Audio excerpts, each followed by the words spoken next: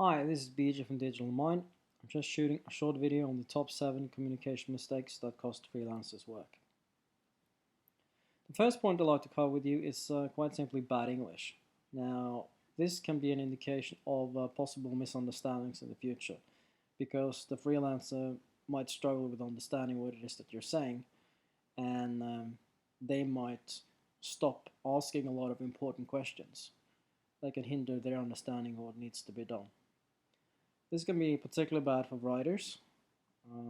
If I, for instance, receive an application for a writing assignment and I see that there's a lot of spelling and grammar errors, that's almost an immediate rejection. Of course, not having good English can also increase the cost and time with assignments because misunderstandings usually mean that work needs to be done again or adjusted. 2. Promising and not delivering. Now, this can be very frustrating because it reduces the trust that you have as an employer in believing that the freelancer will pull through. Unfortunately, it's very typical. Most freelancers that I've worked with fail to deliver what they say they will. So the suggestions that I have with that is quite simply to know what it is that you can do, then promise less than that so that you reduce the client's expectations. Then be honest with the client so that say, well, this is what I can do now, this is what I cannot do, this is the challenges I might be facing at the moment, you might have a lot of other work on. And then in the end, always try to over-deliver. Ideally, you want to deliver more than what you say that you will, so that the client gives a better testimonial than they would have if you would have set the expectations higher initially. 3. Not collecting enough information.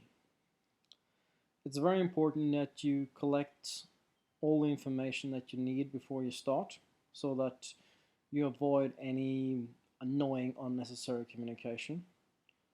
For instance, as an employee, you do not want to go back and forth with 50 to 100 different emails correcting the work. And ultimately, that just ends up reducing the trust that you have in the freelancer. Another problem is too little communication. This happens at times with programmers that are used to working to specs. It also happens with inexperienced freelancers that ask to the latter fear of annoying the employer. This can result in employers getting worried. For instance, if they're contacting a freelancer about the work that is on and they're not getting replies, which can make the employee go, well, what exactly is happening to my work? Will it be done to deadline? On the other extreme, you have too much communication. This can be very annoying to, for instance, receive a lot of updates that you do not need. It can give the impression of freelancers that are not taking charge of the assignment, and ultimately can make employers ask, well, is this freelance really qualified and confident in what it is that they're doing? Because they should be able to make independent choices that stops them from constantly asking questions. 6. Giving incorrect information.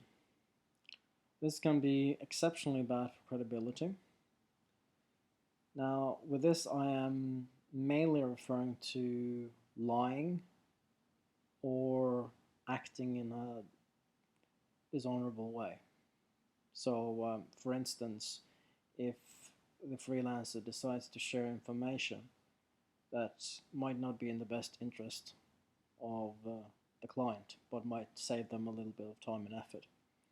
At times that can be easily checked, and if the reputation has been undone at that point, it's very difficult to undo.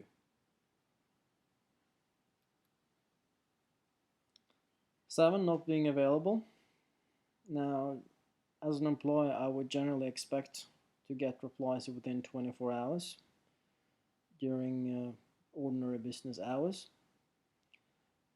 If you do not get answers, then that can freak out employers a lot, because you're not sure if your work is being done.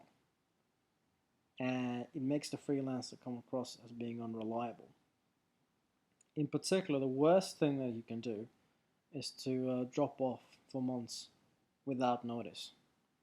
At times freelancers just disappear, and if you manage to find them online on a forum or even on the same platform and you contact them and you get a reply which almost gives you the impression that, oh well, no, I didn't get back to you, but that's completely fine, then you're dealing with a reputation with a freelancer that you probably should never work with again.